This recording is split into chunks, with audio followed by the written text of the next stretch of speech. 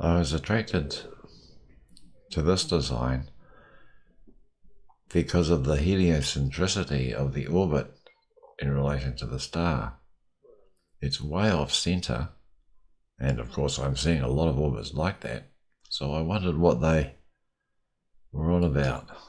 And I started here and reduced by 531,441 as a guess, but it's a common ratio. And I got to that and I thought, well, we're going to have to move that over to there. That's obviously what's supposed to happen. And when I did, the center of the orbit hit the center of the star. So it was like a centering orbit. But it doesn't quite fit. It needs to be tweaked. It needs to be pulled up that way, fold this way, fold this way, as if it's a bit too small, but it's carrying the eccentricity of the outer orbit. And if this orbit's a different shape, you've got to tweak it to fit. Or at least that's what I think they're on about. Orbit tweaking. Anyway, I went 72.9, and this one moves back over the other way, and winds up there. And it looks like it needs to be tweaked out this way a bit up that way. More tweaking. From there I went to a 9.0. I wanted to get that. And that moves a bit. And it seems to come in a bit there. Alright. And finally, a 2824, which is a big reduction.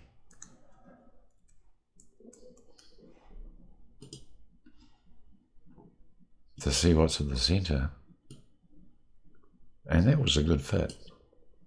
So I probably have tracked it down right. And this one out here, I took up at 111%, so that it's now 0.9 between that line and that line, and reduced it by 9487.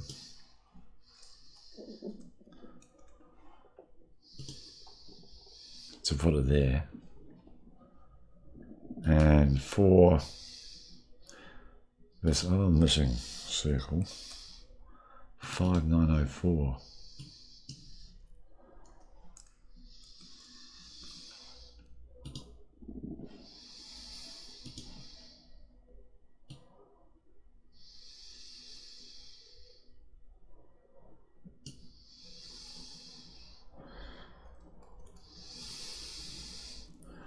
And it seems that that needs to be tweaked in a bit, and that needs to be tweaked out a bit, just to give it the final design. As an analysis of what it might mean, if that is space, there's nothing in it. And that space, there's nothing in that. So the implication is that there's a gap between the rings, and maybe this is what causes them to reorient themselves. And there's some gaps in these rings. And the texture of the non-gaps of the radiance is rough, and it's heading towards the sun. So that's radiance coming out from the star, but there's gaps in the radiance. And there could be a positive negative meaning in the way that the gaps and the non-gaps are reversed, going from that area to that area. And I think also the subject of orbit zooming, that you can take a orbit that's perhaps elliptical and offset to the star, and you can zoom straight down the center of that orbit and then reorient to the star using a centering circle that's still on ratio.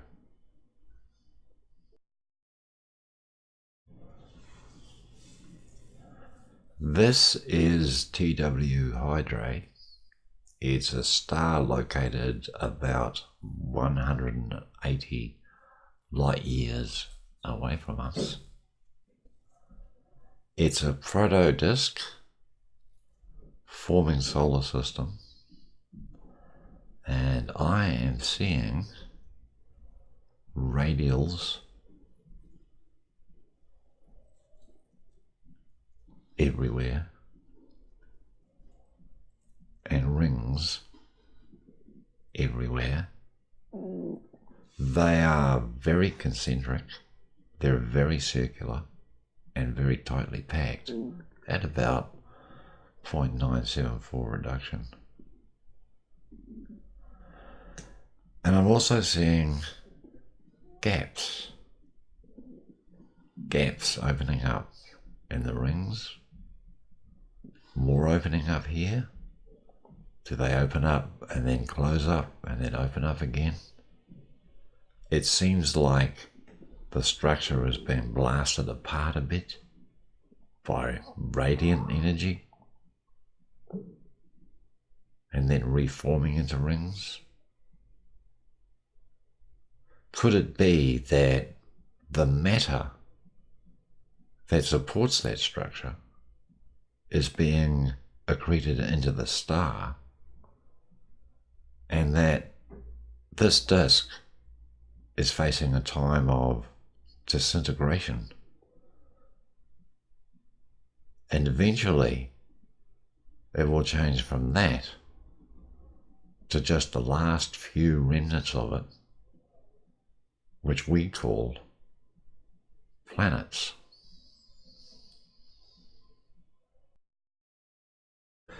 I wanted to test the practical application of the orbit zooming concept, so I started with this circle here and reduced by 729, and that immediately gave me the point on that orbit there, even though they're both a long way off center to the star. And I tried that again, and it gave me the other point of the orbit, still a long way off center to the star.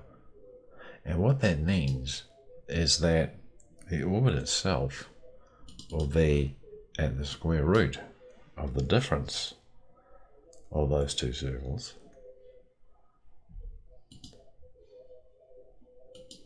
and the extra 8538 on top of the 729 means that the smaller orbit is at 0.622 to the larger orbit. But these are just measuring circles, and I'm going to take that out and that out, because the transfer circle tells me that 768 is in fact the right way to go. And once that's in position, the reduction to the orbit is a further 81.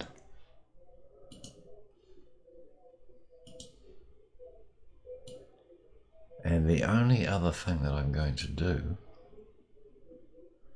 is reduce that by 0.729 to give me a 0.729 centering circle that comes back into the center of the star and reorients me into a centered system.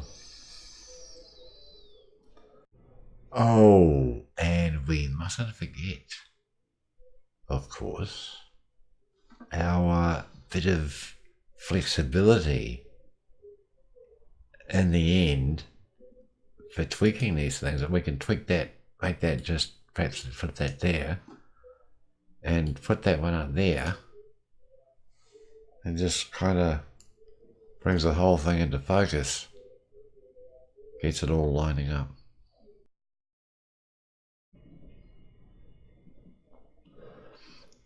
I'm going to take this circle here, this orbit of planet E,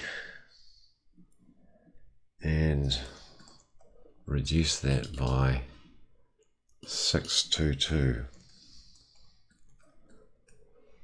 And the match to the next orbit in is exact. And if I repeat that,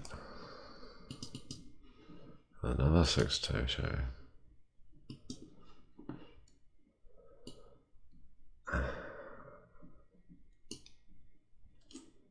Oh yeah, nice match for the center orbit,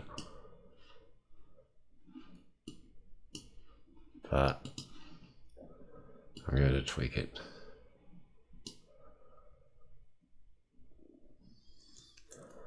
Now, if that planet there is the Earth, then that planet there is Mercury, because 0.622 times 0.622 is 0.387. And that's the relative drop between the Earth and Mercury. Now, the center orbit B is not where Venus is. Venus is at 0.729 in from the Earth.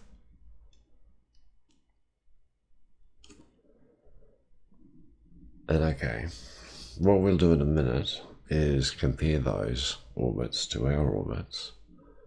But in the meantime, the transfer orbits. Very strong 8538 read here. The transfer orbit between those two is an 8538. And with the cube of 8538 and another 8538 as a transfer circle, that's very strong indication that this is an 8538 system, in which case it's going to follow that logarithmic path there, where the square root of 8538 is 924, unlike 0.9 where the square root is 0.9487.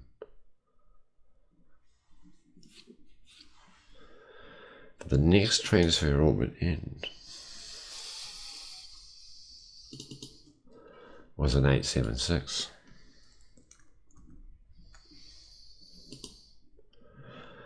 And 876 is a shortcut to 0.9 ratio.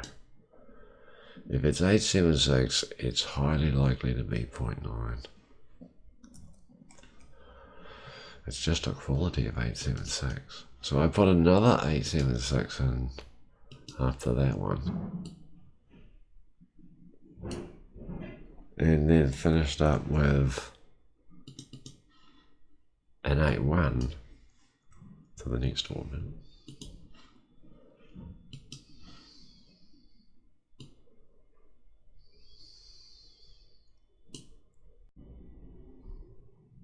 Now I'm going to take the adjusted orbit, which is that one there, and reduce it by 729.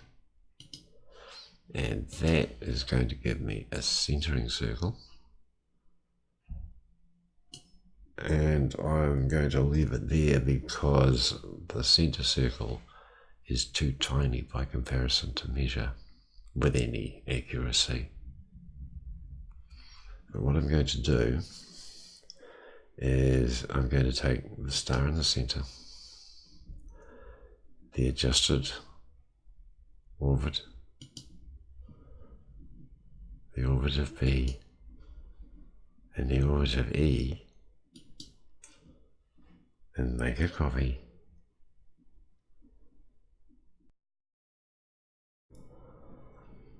And I'm going to import them to this chart of the Earth, Venus, and Mercury orbits. And I'm going to align the two stars so that we can compare the positions and sizes of the two sets. Now, Venus is on a 0.729 relationship with the Earth, and it will drop A538 to pick up the imported orbit that's at the square root of 387. So that's definitely on ratio there. And the inner orbit is more or less precisely the same size as Mercury. And if we move the Earth orbit into play, we can get an idea of just how similar those two ratios are.